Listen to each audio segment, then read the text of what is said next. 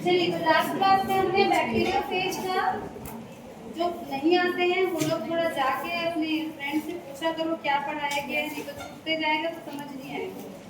ठीक है, तो लास्ट क्लास में हमने बैक्टीरियोफेज का पूरा स्ट्रक्चर देख लिया था, है ना। 3 पार्ट में उसको डिवाइड किए थे, हेड, टेल और उसका हेड होता है, कॉलर होता है और टेल होता है। ठीक है, फिर वो कैसे अटैक करता है उससे रिलेटेड एक वीडियो में मैंने भेजा हुआ है यूट्यूब लिंक पर, देखा किसी ने?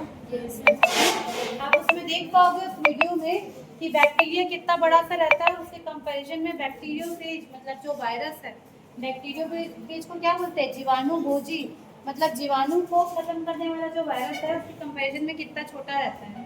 ठीक, पर्टिकुलर जगह पे जाके वो बैक्टीरिया की सतह पर अटैच करता है और उसके अंदर का जो डीएनए है उसको उसके अंदर क्या कर देता है, डालता है। तो अभी हमको उसी को पढ़ना है। हेडिंग डालिए, मल्टीप्लिकेशन ऑफ बैक्टीरियोफेज, जीवाणु भोजी का गुणन। मल्टीप्लिकेशन कैसे ये काम करता है, मल्टीप्लिकेशन ऑफ बैक्टीरियोफेज, ठीक, कैसे ये गुणन करेगा बैक्टीरिया के अंदर जाके, कैसे काम करता है, इसको हमको पढ़ना है। ठीक, तो ये जो प्रक्रिया है कौन सी, गुणन की, इसके अंतर्गत विषाणुओं में न्यूक्लिक अम्ल की प्रतिकृति, मतलब जो भी उनका जेनेटिक मटेरियल है, न्यूक्लिक एसिड है, उसका प्रतिकृति होता है, मतलब रेप्लिकेशन होता है। ठीक है, तो ये जो गुणन है, मल्टीप्लिकेशन है, ये 2 तरह के होते हैं, 2 तरह का जीवन चक्र इनमें पाया जाता है।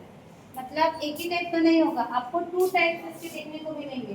2 टाइप के होते हैं इसके, क्या, लाइफ साइकिल।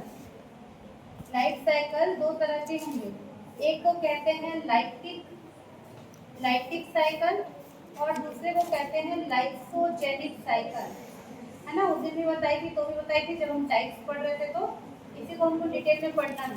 एक को कहते हैं लाइटिक साइकिल, दूसरे को कहते हैं लाइसोजेनिक साइकिल। लाइटिक मतलब इसको हिंदी में कहेंगे लयनकारी, लाइटिक को हिंदी में कहेंगे लयनकारी और लाइसोजेनिक को हिंदी में कहेंगे लयकारी। देखो एक वर्ड का फर्क है, लयनकारी और लयकारी। ठीक, एग्जाम में इसको पूछता है क्योंकि ये बहुत इंपॉर्टेंट होता है, दोनों साइकिल को पूछता है एग्जाम में। ये साइकिल कौन फॉलो कर रहे हैं, बैक्टीरियोफेज, किसके अंदर, बैक्टीरिया के अंदर। ठीक, चलिए तो एक एक करके देखेंगे। पहले हेडिंग डालिए, लाइटिक साइकिल या लयनकारी साइकिल, लयनकारी चक्र। हेडिंग डालिए, लाइटिक साइकिल को पहले हम लोग पढ़ रहे हैं कि लाइटिक साइकिल के अंदर क्या देखने को मिलेगा।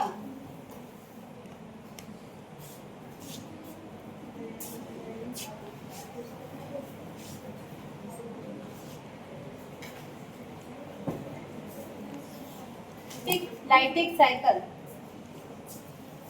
ठीक, तो इस प्रकार का चक्र उग्र अथवा लयनकारी, मतलब ऐसे जीवाणु भोजी में पाया जाएगा जो वायरुलेंट होते हैं, वायरुलेंट इनमें देखने को मिलेगा, जो वायरुलेंट है, मतलब इसको हिंदी में कहेंगे जो उग्र किस्म के बैक्टीरियोफेज होंगे, उनके अंदर हमको ये साइकिल देखने को मिलेगा। ये जीवाणु भोजी परकोशीय जीवाणु कोशिका पर संक्रमण के पश्चात जो जीवाणु का डीएनए है उससे स्वतंत्र रूप से प्रतिकृति होते हैं तथा नए जीवाणु भोजी कण बनाते हैं। जीवाणु भोजियों की संख्या अधिक हो जाने पे जीवाणु कोशिका बढ़ जाती है और ये जीवाणु भोजी जीवाणु कोशिका से मुक्त हो जाते हैं। तो इनमें क्या होता है देखिए, आप जाकर आज फिर से जो मैंने लिंक भेजा हुआ है यूट्यूब का, उसमें आप देखेंगे। तो देखो लाइटिक में क्या होगा, ये हमारा एक बैक्टीरिया है ना, सपोज करिए ये इकोलाई बैक्टीरिया है। ठीक है, इकोलाई बैक्टीरिया, एस्चेरिशिया कोलाई। सबसे पहले आपका जो बैक्टीरियोफेज है, कैसा दिखेगा बैक्टीरियोफेज, तो दिखता है एकदम सुंदर डिजाइनर टाइप का। ठीक है, ऐसा दिखेगा, यहाँ पर इसका एक जेनेटिक मटेरियल। तो ये जो बैक्टीरियोफेज है ये ढूंढता हुआ पहुंचेगा सबसे पहले किसके पास, बैक्टीरिया के पास। और ये जो इसके टेल फाइबर होते हैं, है ना, ये रिसेप्टर की तरह काम करते हैं, जाकर बैक्टीरिया के ऊपर कोई एक पर्टिकुलर जगह पे ये बैठेगा। यहाँ पे बैठा लेते हैं हम लोग, इसका डायग्राम में आपको ऐसे देखने को मिलेगा। ठीक है, ये जाके क्या करेंगे, यहाँ पर अपने फाइबर से पहचान करके बैक्टीरिया के ऊपर इस तरह से बैठ जाएगा। जरूरी नहीं है एक ही बैक्टीरियोफेज पहुंचे, बहुत सारे एक साथ भी पहुंच सकते। ठीक, अब क्या होगा देखिए, ये बैक्टीरिया है, बैक्टीरिया के अंदर इस तरह से इसका एक डीएनए है, सर्कुलर डबल स्ट्रैंडेड डीएनए, जो बैक्टीरिया का जेनेटिक मटेरियल है। ठीक, इसका ये वाला जो पोर्शन है जिसको हम टेल कहते हैं, ये स्प्रिंग की तरह रहता है, स्प्रिंग जैसे ऊपर नीचे होता है ना, तो जब ये अच्छे से अटैच कर देगा तो ये जो हेड वाला है ना, ये ऐसा घूम घूम के एंजाइम कुछ रिलीज करता है। रिलीज करने के कारण यहाँ पर वाला जो पोर्शन है ना, इसमें से छेद हो जाता है। बैक्टीरिया के सरफेस पे क्या हो जाएगा, छेद हो जाएगा। मतलब ये जो नली है, हमने उस दिन देखा था, ये खोखली होती है, बताया था मैंने, पाइप टाइप का, उसके ऊपर एक शीट बना होता है प्रोटीन। तो जैसे यहाँ पर छेद होगा, ये वाला पोर्शन ऐसे कॉन्ट्रैक्ट करता है और इसके अंदर का जो डीएनए है, ये इसमें से होता हुआ इसके अंदर इस तरह से आ गया। ठीक, तो ये किसका डीएनए है, ये बैक्टीरिया का डीएनए है, और ये किसका डीएनए है, बैक्टीरिया। इस बैक्टीरिया फेज से ये डीएनए बाहर हो गया, तो अब ये कोई काम का नहीं है, ये खाली हो गया। ठीक है, तो इसको बोला जाता है घोस्ट। घोस्ट कहते हैं इसको, घोस्ट मतलब, घोस्ट मतलब, घोस्ट मतलब भूत, भूत ही है वो, आत्मा निकल गई ना भाई, मेरे को अंदर पहुंच गया है। हाँ, ये पूछता है, ऑब्जेक्टिव में पूछ सकता है कि बैक्टीरिया फेज से अगर उसका डीएनए आरएनए निकल गया तो उसको क्या कहेंगे, वो घोस्ट कहलाता है बकायदा। ठीक, अब इसका कोई काम नहीं है, ये वहाँ से हट जाएगा, कुछ भी हो जाएगा, क्योंकि इसके अंदर जो जेनेटिक मटेरियल है वो अब किसके अंदर आ गया, इसके अंदर आ गया। ठीक, अब क्या होगा देखिए, अब ये जो, अब देखो ये इसके अंदर आ गया ना, कितना छोटा सा बैक्टीरिया फेज है, ये अंदर जैसे ही बैक्टीरिया के सेल में आएगा, ये पूरा उसके सिस्टम को हाईजैक कर लेता है। हाईजैक मतलब, हाईजैक वर्ड कहाँ सुने हो, किसमें सुने हो, प्लेन हाईजैक होता है ना, तो क्या होता है प्लेन हाईजैक में, प्लेन में कितने सारे लोग बैठे हैं भैया, 150-200 लोग बैठे हैं, तो उतने लोग घुसते हैं क्या, नहीं घुसते ना, 3-4 लोग ही रहेंगे। लेकिन वो कैसे रहते हैं, पावरफुल, वो क्या करेंगे, गन वगैरह पकड़े रहते हैं और पूरे अंदर के सिस्टम को अपने कंट्रोल में ले लेते हैं। सेम वही काम ये कर रहा है, कौन, वायरस का डीएनए, इसने पूरे इसके सिस्टम को क्या कर लिया, हाईजैक कर लिया। इसके पास अपना कुछ नहीं है, इस वायरस के पास अपना कुछ नहीं है, सिर्फ डीएनए है और प्रोटीन है। अब इसका जो डीएनए है, ये क्या करेगा, इसको सिग्नल देगा, कैसा सिग्नल, ये अपनी बहुत सारी पहले तो ऐसे कॉपी बनाएगा ऐसे, तो इसकी कॉपी बनाने के लिए जो एंजाइम चाहिए, जो मटेरियल चाहिए, वो सब वो इस बैक्टीरिया के अंदर का क्या करता है, यूज़ करता है। मतलब पूरी की पूरी बैक्टीरिया के अंदर की मशीनरी को यूज़ करेगा, क्या करने के लिए, अपने बहुत सारे इस तरह से जो डीएनए है उसके पार्टिकल को बनाने के लिए। एक बार जब डीएनए का पार्टिकल बन जाएगा, फिर इनका ये जो कवरिंग बनना है, ठीक है, वो भी ऐसे करके पूरे स्ट्रक्चर ऐसे बनते जाएगा, बहुत सारे ऐसे, मतलब उनका हेड बनेगा, उनका ऐसे अलग से टेल बनते जाएगा, ऐसे ऐसे करके। तो एक वायरस ने, एक बैक्टीरिया फेज ने अटैक किया और इसके अंदर कई कॉपी एकदम तुरंत, है ना, सेकंड्स में, मिनट्स में इसके अंदर ऐसे बनते जाएगा। जब ये पूरा बनते जाएगा, फिर इनके अंदर ऐसे प्रॉपर पैकेजिंग होगी ऐसे करके, है ना, मतलब एक वायरस ये पूरा जितने भी इसके डीएनए बने हैं उसके ऊपर, सबके ऊपर हेड और टेल ऐसे पूरा बनते जाएगा। मतलब जब आप इसको फाइनल स्टेज में देखोगे तो आपको इसके अंदर बहुत सारे जो बैक्टीरिया फेज है वो नजर आएंगे। पूरा जब ये बैक्टीरिया का सेल बैक्टीरिया फेज से पूरा भर जाएगा, जगह नहीं बच रही है पता चलेगा, तब ये जो बैक्टीरिया है वो कहीं पर से बस्ट हो जाएगा, मतलब फट जाएगा पूरा, जैसे बारूद से फटता है ना बॉडी, वैसा फटता है और फट जाएगा, और ये पूरे जो वायरस है वो पूरे बाहर निकल जाएंगे। उस बैक्टीरिया सेल की क्या हो गई, डेथ हो गई, और ये वायरस पार्टिकल फिर बाहर निकल जाएंगे और फिर दूसरा बैक्टीरिया जाके ढूंढने लगेंगे कि अब किसको अटैक करें। तो ये वाला जो साइकिल होता है इसको लाइटिक कहते हैं। लाइटिक मतलब ये लाइसिस से वर्ड है, लाइटिक मतलब तोड़ना, किसको तोड़ना, बैक्टीरिया से। वायरुलेंट इसलिए बोल रहे हैं, उग्र, जैसे ही घुसा तुरंत अपना काम शुरू किया, बैक्टीरिया सेल को खत्म किया, वहां से निकल गया। ठीक, तो ये पहला तरीका होता है। ठीक है, तो इसमें क्या क्या दिया देखिए, अब मैं बोलते जा रही हूँ, उसको सुनो, सब समझ आएगा। ठीक, तो क्या क्या होता है, T4 जीवाणुभोजी में लयनकारी चित्र निम्नलिखित अवस्थाओं में द्वारा होता है। तो जब इसकी स्टडी की गई तो ये कौन से वायरस के ऊपर किया गया, T4, हमने उस दिन बहुत सारा देखा था, T2, T4, T6, उसके बाद T1, T3, T5, T7, ये सब किसके नाम है, बैक्टीरियोफेज के नाम है, अलग अलग टाइप के। तो T4 बैक्टीरियोफेज जो होता है उसमें लाइटिक साइकिल देखने को मिला है। इसमें क्या होता है देखिए, परपोषी जीवाणु कोशिका से फेज कण का अधिशोषण, मतलब सबसे पहले वो क्या करता है, एड्सॉर्प्शन, ये जो प्रोसेस होती है ना कि बैक्टीरिया सेल के ऊपर जाके इसका बैठना, ये कहलाता है एड्सॉर्प्शन। ठीक है, हिंदी में इसको बोला है अधिशोषण। ठीक, तो यहाँ पर क्या होता है, परपोषी जीवाणु जैसे कि ई कोलाई कोशिका की सतह पर फेज कण मतलब जीवाणु भोजी के संलग्न होने की प्रक्रिया को अधिशोषण कहते हैं। बैक्टीरिया फेज जब आके इसके ऊपर बैठता है, इस प्रोसेस को अधिशोषण कहते हैं। सर्वप्रथम फेज कण और जीवाणु कोशिका के में मध्य टकराव होता है। ऐसा नहीं होगा कि तुरंत आके बैठ जाएगा, इसलिए बैक्टीरिया है तो आके एक दो बार ऐसे ऐसे करके पहले टकराव होता है ना, वो पहचानता है कि मुझे कहाँ पर लैंड करना है। ठीक है, जैसे एरोप्लेन लैंड करता है तो उनके मध्य टकराव होता है। उसके बाद फेज कण कुछ तंतुओं जो उसके फाइबर हैं, ये वाले हैं ना, इसको कहेंगे कुछ तंतु मतलब टेल फाइबर। तो जो फेज है वो टेल फाइबर पुष्प तंतुओं कुछ तंतुओं की सहायता से जीवाणु कोशिका पर अधिशोषित या संलग्न होते हैं। अधिशोषण की प्रक्रिया परपोषी जीवाणु कोशिका एवं जीवाणु कोशिका की पारस्परिक बंधुता पर निर्भर करते हैं, म्यूचुअल एफिनिटी। ऐसा नहीं कि हर कोई बैक्टीरिया फेज हर बैक्टीरिया को अटैक करेगा, है ना, इनके बीच कुछ रिएक्शन होता है म्यूचुअल, कि ये बैक्टीरियोफेज पहचानेगा कि मुझे इसी बैक्टीरिया के ऊपर बैठना है कि नहीं। वायरस बहुत स्पेसिफिक होते हैं अपने होस्ट को लेके, इसको हम होस्ट बोलेंगे, जिन पे अटैक करता है जिससे खाना पीना लग रहा है ले रहा है, इसको होस्ट कहते हैं। तो हर वायरस अपने होस्ट के लिए क्या होता है, स्पेसिफिक होता है। हमने प्लांट वायरस के केस में भी देखा है ना, जो वायरस पपीते को अटैक करेगा वो पपीते को ही करेगा, ऐसा नहीं कि आसपास और है तो सबको कर। तो जो वायरस होते हैं, या बैक्टीरियोफेज भी क्या है, वायरस ही है, होस्ट स्पेसिफिक होते हैं। ठीक, तो ये इनकी म्यूचुअल एफिनिटी पे निर्भर करता है। जीवाणु भोजी क्रियाबंधुता किसी विशिष्ट जीवाणु कोशिका के प्रति या जीवाणु कोशिका के विशेष ग्राही क्षेत्र रिसेप्टर जोन के प्रति हो सकती है। बैक्टीरिया के लिए भी हो सकता है कि कोई खास बैक्टीरिया पे बैठे, और बैक्टीरिया के ऊपर भी कोई खास जगह पे जिसको हम रिसेप्टर जोन, जैसे अगर ये यहाँ पर बैठ रहा है तो इस एरिया को हम रिसेप्टर जोन कहेंगे, है ना। तो बैक्टीरिया भी खास होगा जहाँ पर वो जाएगा, और उस बैक्टीरिया के कहाँ पर बैठना है वो भी एक खास जगह होता है जो इन दोनों के बीच म्यूचुअली तय किया जाता है। ठीक, चलिए सेकेंड स्टेप होता है इंजेक्शन और entry of phage nucleic acid into bacterial host cell. संक्रमण अथवा जीवाणु भोजी न्यूक्लिक एसिड का परपोषी जीवाणु कोशिका में प्रवेश। तो इसमें क्या होगा, देखिए, जीवाणु भोजी जीवाणु कोशिका की सतह पर अधिशोषित होने के बाद एक विशेष लाइसोजाइम के समान एंजाइम स्रावित करते हैं।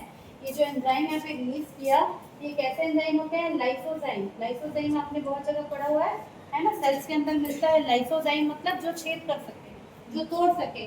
तो लाइसोजाइम की तरफ एंजाइम ये स्रावित करता है, रिलीज करता है, जिसके द्वारा जीवाणु की कोशिका भित्ति में एक सूक्ष्म छिद्र बन जाता है, जिसके द्वारा जीवाणु कोशिका न्यूक्लिक एसिड डीएनए जीवाणु में प्रवेश करता है। संक्रमण की क्रिया में टेल शीट सिकुड़ता है, ये जो यहाँ पे शीट बना हुआ है टेल शीट कहेंगे इसको, ये सिकुड़ता है, और जिससे जीवाणु भोजी का कुछ कोर जीवाणु की कोशिका भित्ति से होती हुई अंदर धस जाती है, तथा इस छिद्र से होकर जीवाणु भोजी के शीर्ष से डीएनए बैक्टीरिया के कोशिका द्रव में पहुंच जाता है। शीर्ष का एवं पूंछ का प्रोटीन आवरण जीवाणु कोशिका के बाहर ही रह जाता है, तथा प्रोटीन का यह खाली आवरण जीवाणु कोशिका के बाहर ही कैसा रहता है, चिपका रहता है ना। ये जैसे ही अंदर गया, डीएनए इसका अंदर गया, ये जो है ये खाली हो गया, ये कई बार चिपका भी रहता है, कई बार हट भी रहता है, ज्यादातर केस पे इस तरह से चिपका रहता है, क्योंकि यहाँ पर ये जो उसके टेल फाइबर है वो बिल्कुल से अटैच हुए रहता है, तो ये रहता है, लेकिन ये खाली हो चुका है ना इसको कोशिका। ठीक, चलिए तीसरा स्टेप, अभी तक हमने क्या पढ़ा, पहला स्टेप है अधिशोषण मतलब यहाँ पर आके चिपकना, दूसरा स्टेप है इस डीएनए का इसके अंदर आना, तीसरा स्टेप है intracellular synthesis of phage component in the host cell. जीवाणु भोजी अवयवों का परपोषी कोशिका में अंतः कोशिकीय संश्लेषण। तो क्या होगा, देखिए, जीवाणु भोजी का डीएनए जीवाणु कोशिका में प्रवेश करने के बाद परपोषी जीवाणु की उपपचयी क्रियाओं पर नियंत्रण करता है। जैसे ही ये डीएनए अंदर आया, इस बैक्टीरिया के अंदर का जितना भी मेटाबॉलिक प्रोसेस है, उपपचयी प्रोसेस है, मेटाबॉलिक मतलब जो भी कर रहा था ये बैक्टीरिया, मेटाबॉलिक प्रोसेस वही होता है ना, जितना भी उपपचयी क्रिया करता है सब पर वो क्या कर लेता है, नियंत्रण कर लेता है। संक्रमण के पश्चात जीवाणु कोशिका के आरएनए का संश्लेषण रुक जाता है, तथा जीवाणु भोजी के आरएनए का संश्लेषण आरंभ हो जाता है। मतलब अब ये बैक्टीरिया जो भी काम कर रहा था वो पूरा तुरंत बंद हो जाएगा। क्या होगा, इसका जो डीएनए है, इसका डीएनए अंदर आया, उसकी डीएनए की बहुत सारी कॉपी बनी, उस डीएनए से आरएनए बना, और उस आरएनए से क्या बनेंगे, इसके पूरे प्रोटीन जो है वो बनने लगते हैं। ठीक है, तो आरएनए का संश्लेषण आरंभ हो जाता है जो विशिष्ट प्रकार के प्रोटीन का निर्माण करते हैं। जीवाणुभोजी डीएनए कुछ एंजाइम को उत्पन्न करता है। ये एंजाइम जीवाणुभोजी के डीएनए की प्रतिकृति मतलब पुनरावृत्ति की क्रिया को आरंभ कर देते हैं और जीवाणुभोजी डीएनए के 100 से 200 तक नए डीएनए का अणु का निर्माण तुरंत हो जाता है। जैसे ही अंदर आया इसका एक डीएनए अपने जैसे 100 से 200 डीएनए तुरंत बना लेता है। ठीक, चलिए चौथा stage assembling and maturation of new phase particle, नए जीवाणुभोजी कणों का संयोजन और परिपक्वन। तो नई प्रोटीन और डीएनए अणुओं का संश्लेषण के साथ साथ जीवाणुभोजी के कण के विभिन्न हिस्सों का संयोजन मतलब उनकी असेंबलिंग भी शुरू हो जाती है जिससे पूर्ण निर्मित जीवाणुभोजी कणों का निर्माण हो जाता है और यह क्रिया क्या कहलाती है? मैच्योरेशन कहलाती है।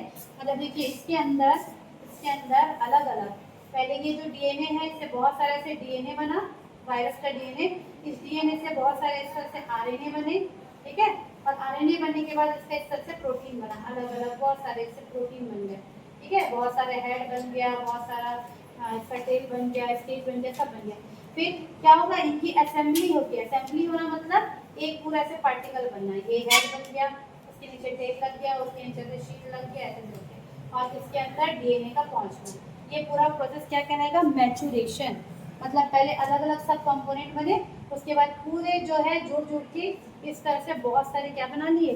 पार्टिकल बना लिए। किसके पार्टिकल? वायरस के पार्टिकल बना लिए। परिपक्वन का प्रथम चरण न्यूक्लिक एसिड का क्रिस्टलीय संघनन होता है। इसके पश्चात कैप्सोमियर डीएनए के अणु के चारों ओर एकत्रित होकर षटकोणीय शीर्ष का रूप ले लेते हैं। इस बीच पूंछ का संयोजन भी आरंभ हो जाता है। मतलब कैसे होगा पूरा प्रोसेस?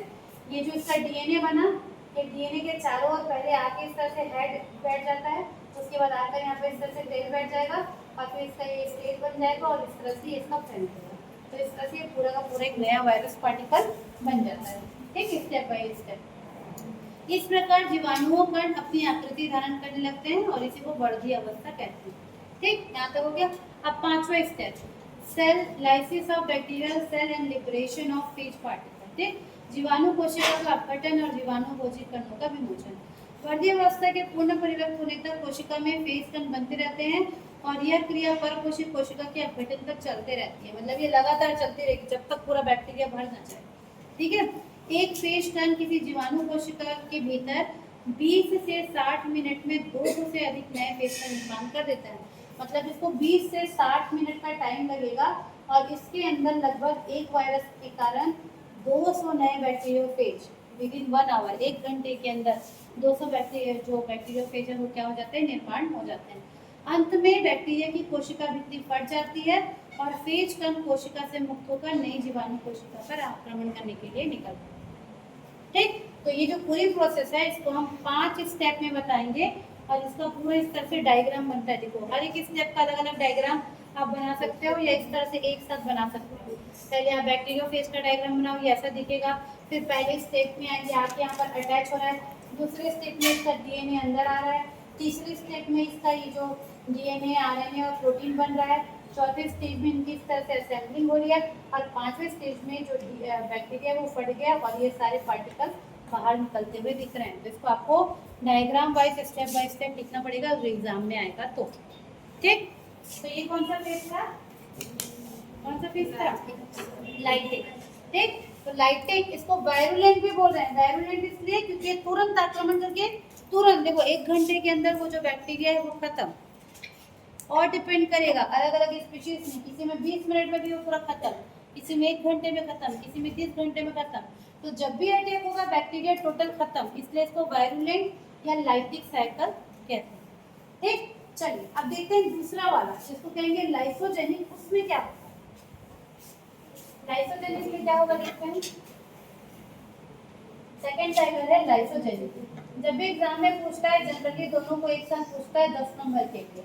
लाइटिक और लाइसोजेनिक साइकिल को समझाइए या बैक्टीरियोफेज का स्ट्रक्चर बताइए और उसके मल्टीप्लिकेशन को बताइए। पूरा ऐसे एक क्वेश्चन पूछेगा 10 मिनट। 4 नंबर के लिए पूछेगा तो किसी एक को पूछेगा, या तो लाइटिक फेज को पूछेगा या लाइसोजेनिक को पूछेगा या बैक्टीरियोफेज के स्ट्रक्चर को पूछेगा। ठीक, तो दूसरा जो साइकिल है इसको कहते हैं लाइसोजेनिक साइकिल है। इसको हिंदी में कहेंगे लयकारी। पहले वाले को कहे थे लयनकारी, दूसरे वाले को कह रहे हैं लयकारी। ठीक, तो देखिए इस प्रकार का चक्र अनुग्र अथवा संयत जीवाणुभोजियों में पाया जाता है। तो किसमें मिलेगा? जिनमें ये मिलेगा उनको हम कहेंगे ए वायरुलेंट। पिछले वाले को वायरुलेंट कहते हैं, ये है ए वायरुलेंट। वो वाले उग्र थे, ये क्या है? अनुग्र या टेम्परेट बोलते हैं इसको, संयत, है ना, जीवाणुभोजियों में पाया जाता है। ये जीवाणुभोजी परपोषी जीवाणु कोशिका को नष्ट नहीं करते। देखो लाइटिक वाले का नाम इसलिए था कि वो कैसे कर रहा है, जैसे ही अटैक कर रहा है कुछ मिनट के अंदर उसको पूरा खत्म कर देता है। जब ये वाला साइकिल होता है, जिनमें भी ये वाला मिलेगा, जो भी बैक्टीरियोफेज में, ये बैक्टीरिया को खत्म नहीं करते हैं। खत्म नहीं करते हैं तो क्या करते हैं? देखिए ये कोशिका को, जीवाणु कोशिका को नष्ट नहीं करते हैं। इस प्रकार के चक्र में परपोषी जीवाणु कोशिका में जीवाणुभोजियों का निर्माण शीघ्रता से नहीं होता, अपितु जीवाणु कोशिका से अधिशोषण व प्रवेश अवस्था के पश्चात इनका डीएनए जो जीवाणु डीएनए से समकालीन हो जाता है, समाकलित हो जाता है, मतलब इंटीग्रेटेड हो जाता है। अब इसको समझिए क्या होगा। पहला स्टेप सेम है, जिसको हम कह रहे थे एडजॉर्प्शन, ठीक है। पहला स्टेप सेम है, मतलब आपका जो बैक्टीरिया है उसके ऊपर ही जाकर के इस तरह से बैठेगा, पहला स्टेप, ठीक है। दूसरा स्टेप जिसको हम कह रहे थे पेनिट्रेशन, है ना, तो दूसरा स्टेप भी सेम है। इसका जो डीएनए है वो इसके अंदर क्या हो जाएगा? पहुंच जाएगा, ठीक। तो लाइटिक और लाइसोजेनिक दोनों में शुरू के दो स्टेप सेम है, दोनों एक ही काम कर रहे हैं। पहले एडॉप्शन कर रहा है, मतलब उसके ऊपर जाके चिपक कर रहा है। दूसरे में पेनिट्रेशन, मतलब छेद करके उसका डीएनए अंदर जा रहा है। तीसरे स्टेप से अलग हो जाएगा। तीसरे स्टेप में क्या होगा? इंटीग्रेशन। तो इंटीग्रेशन क्या होता है? देखिए यहाँ पर क्या कर रहा था लाइटिक साइकिल में, ये जो डीएनए है ये अपनी बहुत सारी कॉपी बना ले रहा था, वायरस का डीएनए। यहाँ पर क्या हो रहा है? यहाँ पर ये अपनी कॉपी नहीं बना रहा है, ये क्या कर रहा है? ये जो बैक्टीरिया का डीएनए है, बैक्टीरिया का डीएनए है, इसको बस बीच से ऐसा तोड़ता है, और ये जो वायरस का डीएनए है वो इसमें इस तरह से बीच में जाकर इंटीग्रेट हो जाएगा। मतलब अब इसमें आपको इस तरह से नजर आएगा, ये वाला पोर्शन ये किसका है? बैक्टीरिया का डीएनए है, और ये जो पोर्शन दिख रहा है ये किसका है? बैक्टीरियोफेज या वायरस का डीएनए है। मतलब इसका जो डीएनए है, वायरस का डीएनए, ये इसके ऊपर अभी कुछ काम नहीं किए, बस जाके इसके साथ क्या हो गया? इंटीग्रेट हो गया है। इंटीग्रेट को हिंदी में बोलेंगे समाकलित हो गया है। इंटीग्रेट हो जाना मतलब उसके साथ जाके मिल जाना, समाकलित अवस्था में हो गया है, ठीक। अर्थात इस प्रक्रिया में जो जीवाणु का डीएनए है वो नष्ट नहीं होता। पिछले वाले में क्या हुआ था? जैसे इसके डीएनए बहुत सारे बनते हैं ना, इसके भी टुकड़े टुकड़े कर दिए जाते हैं। बैक्टीरिया के भी डीएनए के टुकड़े टुकड़े कर दिए जाते हैं। जैसे ही बैक्टीरियोफेज बढ़ने लगता है ना, इसका डीएनए भी पूरा से तोड़ देता है, तभी तो बैक्टीरिया मर जाता है। यहाँ पर इसके डीएनए को इसने कुछ नहीं किया, जाके इसके साथ क्या कर लिया? चुपचाप बैठ गया, तो इसका डीएनए नष्ट नहीं हुआ। विषाणु डीएनए समाकलित अवस्था में प्रोफेज कहलाता है। देखो इसको पूछेगा एग्जाम में, जब इस बैक्टीरियोफेज का डीएनए बैक्टीरिया के डीएनए के साथ मिक्स अवस्था में रहता है, इस अवस्था को प्रोफेज कहते हैं। आपको पूछेगा प्रोफेज क्या है? इसको कहते हैं प्रोफेज, ठीक है। हिंदी में भी प्रोफेज या प्रग्विभोजी लिखा है, प्रग्विभोजी या प्रोफेज कहलाता है, ठीक है। और ये जो अवस्था है, ये जो डीएनए है, इसको कहेंगे प्रोफेज, और ये जो अवस्था है ये कहलाती है लाइसोजेनी। इसी को कहते हैं क्या? लाइसोजेनी। और इसी के कारण इस साइकिल का नाम है लाइसोजेनिक साइकिल। हिंदी में इसको कहेंगे लयजनकता, लयजनकता, ठीक है, लाइसोजेनी, ठीक। तो देखो तीसरे स्टेप से क्या हो गया? इसके साथ इंटीग्रेट हो गया, ठीक। इसका एग्जाम्पल क्या है? लाइसोजेनिक साइकिल जो बैक्टीरियोफेज शो करते हैं वो होते हैं लैम्डा फेज। जैसे उसका हम लिखा था ना टी4, इसके होते हैं लैम्डा फेज वायरस, ठीक है। लैम्डा फेज, लैम्डा फेज एक ऐसे बैक्टीरियोफेज है जो लाइसोजेनिक साइकिल शो करेंगे, ठीक। तो ई कोलाई में लैम्डा जीवाणुभोजी या लैम्डा फेज एक ऐसा उदाहरण है जो लयनकारी अथवा लयकारी दोनों में से किसी भी चक्र द्वारा गुणन कर सकता है। तो ये लैम्डा फेज के मूड के ऊपर डिपेंड करेगा कि उसको कौन सा साइकिल चलाना है। वो लाइटिक भी कर सकता है और लाइसोजेनिक भी कर सकता है, इस चक्र में जीवाणु के विभाजन से बनने वाली सभी कोशिकाएं जो लयकारी अथवा लाइसोजेनिक कोशिकाएं कहलाती हैं, में प्रोफेज की एक प्रति होती है। ठीक है, प्रोफेज एक जीन की तरह कार्य करता है तथा दूसरे जीवाणु पदार्थों के संश्लेषण को निर्देशित नहीं करता है। फिर भी कुछ विशेष अवस्थाओं में प्रोफेज जीवाणु डीएनए से पृथक हो जाते हैं तथा उग्र जीवाणुओं के डीएनए की भांति व्यवहार शुरू कर देते हैं तथा लयनकारी चक्र आरंभ कर देते हैं। ठीक, अब देखो क्या होगा, अब देखो क्या होगा। अब ये बिल्कुल इस तरह से मजे से साथ में रह रहे थे। कौन कौन?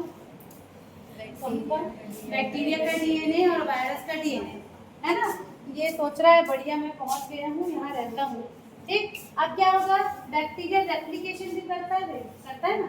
अब ये वाले चैप्टर में बैक्टीरिया पढ़ना है तो फिर से यही सब फिर पढ़ेंगे। देखो ये बैक्टीरिया है, ठीक, ये इसका डीएनए हो गया, ये वायरस का डीएनए हो गया। अब जब बैक्टीरिया अपना डिवीजन करेगा, रिप्रोडक्शन करेगा, एक बैक्टीरिया से दो बैक्टीरिया बनते हैं, बाइनरी फिजन होता है इनके अंदर, है ना, डुप्लीकेशन होता है। तो जितने बार ये बैक्टीरिया डिवाइड करते रहेगा ना, उतने बार ये वायरस का जो डीएनए है वो भी रेप्लिकेट करते रहता है। समझ रहे क्या होते रहता है? रेप्लिकेट होते रहता है। जैसे ये एक है, थोड़ी देर बाद ये एक से ये दो हो गया, तो ये इसमें जो सेकेंड वाला बना है इसमें भी वायरस का भी डीएनए है और बैक्टीरिया की भी डीएनए। फिर थोड़ी देर बाद दो के ये चार हो गए, तो सब में वायरस का और बैक्टीरिया का दोनों का जो डीएनए है वो इस तरह से बढ़ते रहते हैं। मतलब इसको हम लाइसोजेनिक इसलिए बोले क्योंकि ये बैक्टीरिया मर नहीं रहा। ठीक, ऐसा ही हमेशा चलते रहेगा, वायरस का डीएनए बैक्टीरिया की डीएनए के अंदर रहेगा। फिर क्या होता है, कुछ समय बाद जैसे वायरस के डीएनए को लगा कि ये बैक्टीरिया मान लीजिए किस तरह से पेंटिप्लेट के अंदर है, कुछ समय बाद इस वायरस के डीएनए को लगा कि इस बैक्टीरिया को खाना पानी नहीं मिल रहा है, ये मरने वाला है। क्या पता चल रहा है कि उस बैक्टीरिया को खाना पानी नहीं मिल रहा है, मरने वाला है, या इसके लिए परिस्थितियाँ कुछ प्रतिकूल हो गई हैं, जैसे कि पीएच कम ज़्यादा हो गया, टेम्परेचर कम ज़्यादा हो गया, टॉक्सिक बन गया। बैक्टीरिया भी बहुत सारे टॉक्सिक रिलीज करते हैं ना, आप पेट्रीप्लेट में उनको ग्रो करे रहेंगे, अगले साल पढ़ोगे इसको, तो उसमें वो भी टॉक्सिक रिलीज करते हैं। कुछ भी ऐसा पता चला इस वायरस के डीएनए को कि ऐसा कुछ होने वाला है, तो ये तुरंत क्या करता है, अपने आप को यहाँ से अलग कर लेगा, अपने आप को यहाँ से अलग कर लेगा और फिर वही लाइटिक साइकिल वाले पूरे काम कर सकता है। क्या काम करेगा, अपने डीएनए को अलग कर लिया, इससे आरएनए बनाएगा, डीएनए की बहुत सारी कॉपी बनाएगा, अपना पूरा स्ट्रक्चर बनाएगा और फिर इसको तोड़ के बाहर निकल जाएगा। जब तक सब सही है वो साथ रहता है, जैसे ही पता चला कुछ गड़बड़ होने वाली है निकल लो, है ना। इतना दिमाग वाला है भाई वायरस। ठीक, तो ये जो प्रोसेस है, क्या प्रोसेस, जब वो साथ में रहते हैं, जब ये अलग अपने आप को निकाल के चले जाता है, इस स्टेप को इंडक्शन कहते हैं। इंडक्शन क्या कहते हैं, इंडक्शन। देखो टर्म से याद रखेंगे, है ना, इंडक्शन, या हिंदी में इसको कहेंगे प्रेरण, इंडक्शन या प्रेरण। तो क्या होता है इंडक्शन या प्रेरण, देखिए फिर से इसको पढ़ रही हूँ और समझिए।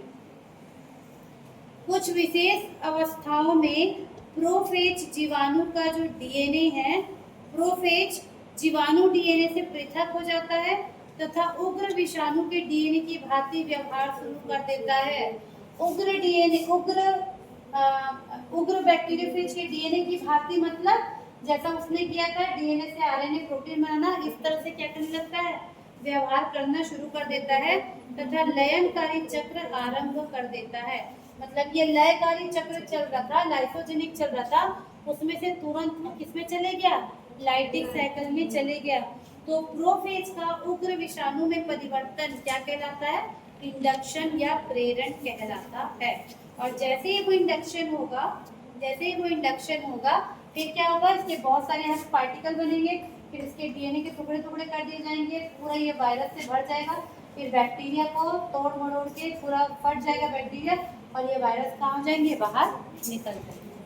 ठीक, तो ये जो करना है ना, ये सब उनके डीएनए में इसके सिग्नल रहते हैं। किसके डीएनए में, वायरस के डीएनए में। वायरस के डीएनए में सब इंफॉर्मेशन है, उनको कौन सा प्रोटीन बनाना है, कौन सा एंजाइम बनाना है, कितने दिन उनको इनके पास रहना है, क्या सिग्नल मिलेगा तो अलग होना है, ये सब उनके अंदर रहता है। इसका पूरा डिटेल है। जो ये बैक्टीरियोफेज का जो जीन है ना, इसको हम लोग पूरे डिटेल में पढ़ते हैं एमएससी में। हम लोग एमएससी में पढ़ते थे, आप लोग हायर क्लास में पढ़ोगे। अगर आप बॉटनी लोगे डीएससी वगैरह में ना, तो आपको आगे ये मिलेगा।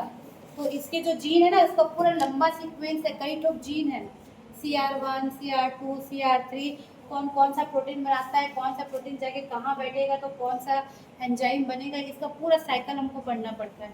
उसमें हम लोग पढ़ते हैं कि कब तक ग्लाइटिक साइकिल चलेगा, कब लाइसोजेनिक साइकिल चलेगा। आपको अभी सेकंड सेम के हिसाब से उतना डिटेल नहीं है, आगे ये पढ़ोगे। अभी आपको जो जो ध्यान रखना है वो ये है, लाइटिक साइकिल क्या होता है और लाइसोजेनिक साइकिल क्या होता है। Lytic cycle T4 bacteriophage, lysogenic आपका लैम्डा फेज। लैम्डा फेज दोनों कर सकते हैं, पर अभी के लिए आप लैम्डा फेज को लाइसोजेनिक में याद कर सकते हो, ठीक है। इसमें है एडजॉर्प्शन, पेनिट्रेशन, इंटीग्रेशन। चौथे में आप लिख सकते हो क्या, इंडक्शन। इंडक्शन मतलब जब भी इनको मन किया, जैसे परिस्थिति अनुकूल मिली वहां से निकल जाओ, तो वहां से निकलना मतलब इसका वायरस के डीएनए का बैक्टीरिया के डीएनए से अलग होना क्या कहलाएगा, इंडक्शन। और उसके बाद फिर वही प्रोसेस, क्या प्रोसेस, असेंबली। असेंबली मतलब कि जो भी इनका बना है सब प्रोटीन वो सब उनकी असेंबली, और असेंबली के बाद क्या, उसका बाहर की ओर निकलना। ठीक, तो दोनों लगभग एक ही टाइप की चीज है, आपको ये पता होना चाहिए। देखो बुक में दोनों का डिफरेंस दिया गया है, एग्जाम में ऐसे भी पूछता है लाइटिक और लाइसोजेनिक साइकिल के बीच का डिफरेंस बताइए। तो जितना पॉइंट हमने पढ़ा है वो सब पॉइंट यहाँ पे लिखा होगा, ठीक है। अब ये बताओ इनका इंपॉर्टेंस क्या है, बायोलॉजिकल इंपॉर्टेंस क्या है फेज का, बैक्टीरियोफेज का क्या जरूरत है, क्या इंपॉर्टेंस हो सकता है, जैवीय महत्व बताइए, बताओ। बैक्टीरियोफेज का हम क्या यूज कर सकते हैं अपने लिए, बैक्टीरिया को ही मारता है।